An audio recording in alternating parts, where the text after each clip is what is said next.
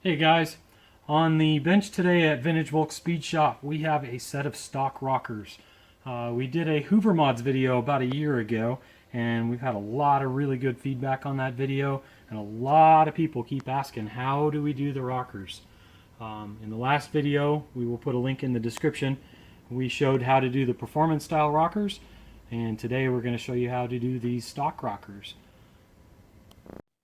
Before we get started today, we are super excited to announce that we're going to be giving these rockers away. So share, comment, subscribe, and check us out on Facebook for full details.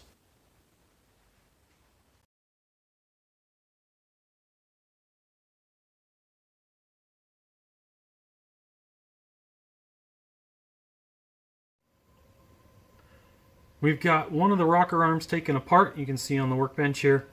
The first thing we're going to do is put the grooves into the rocker shaft itself. There's a couple different ways you can do this. The best way to do it is actually on a lathe if you've got access to it, and that's what we're going to do today. I've also seen people use Sharpie and roll it along the workbench with a grinder. You just have to be real careful to make sure you get a nice straight line. Like I said, we're going to use a lathe, but I have seen people use a grinder. So the first part of the shaft that we're going to do is the number 1 or number 4 rocker for the exhaust. And that one needs to be, according to the drawing, 823 thousandths from the end. And all of these grooves are going to be 30 thousandths deep and 60 thousandths wide, plus or minus 5. So I'll move over 823 thou. Start the lathe and we'll dial it in. If you do this on a lathe yourself, these things are hardened, so do not try to do this without carbide cutters.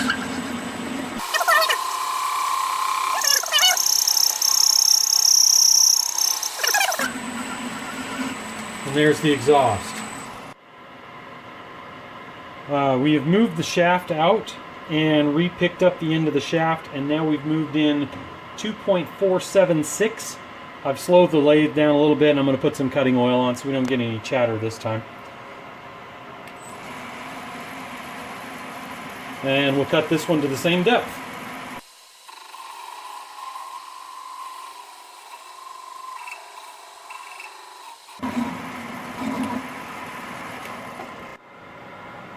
Before we flip the shaft around to cut the other side, I'm going to use a Dremel and quickly deburr the 2 cuts we just made.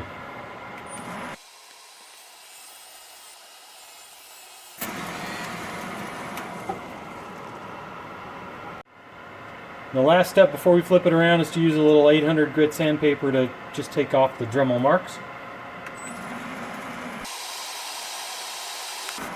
And now we're ready to flip it around. Alright, so now we've got the shaft flipped around. I've picked up the end and we're going to move in 690 thou to cut this one. This is going to be the 2 or 3 side.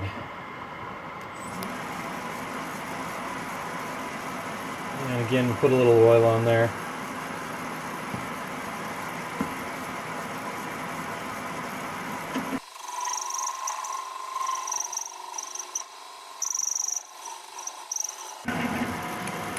And now we'll move it out and make the last cut. This last cut is at 2.342 inches.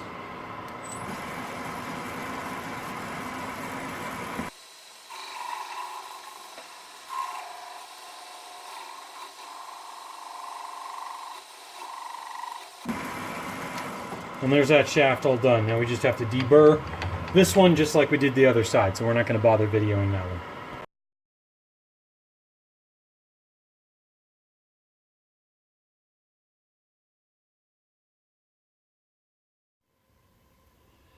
So the idea here is you can see down inside these rockers there's a hole here and a hole here.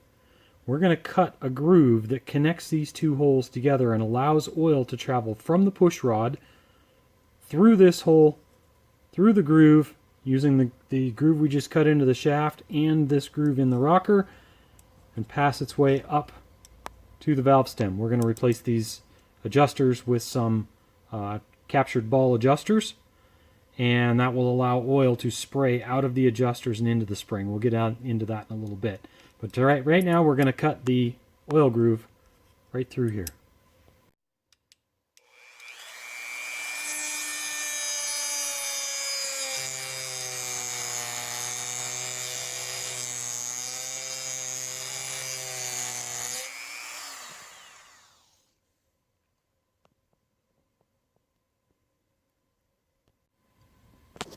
Side by side, you can see I've got our captured ball adjuster installed in this rocker, and I've got our stock adjuster installed in this rocker arm. And you can see how much taller this adjuster is versus this one. To compensate for that, that's going to screw up your rocker arm geometry, by the way. So to compensate for that, we're going to take 60 thou off this part of the rocker arm right here. And that's going to bring this captured ball down further into the rocker arm itself. It's not going to make it the same as this, so you're still going to have to shim these, but you won't have to shim them quite so far. So here's our captured ball adjuster, and you can see this little hole right here. This allows oil to go from the rocker arm into that hole and then comes out the captured ball. And it'll spray out of this and onto your springs, and that's what's going to help cool your springs. So this doesn't have to be real exact, and these things are hardened. Normally I'd set this up in the mill, but all I've got is high-speed steel end mills. So I'm just going to use an angle grinder, carve it off flat, and then throw it on the surface grinder to clean it up.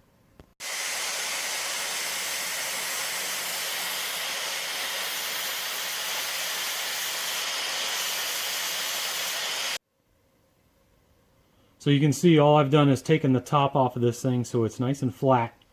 And also, notice I went very slow. I don't want to heat this thing up too much, because otherwise I'll soften the metal, I'll anneal it, and we'll soften it up. So take your time. You don't want to see any color showing up in this thing as you're grinding it. If it starts to turn gold or blue, you've gotten it too hot.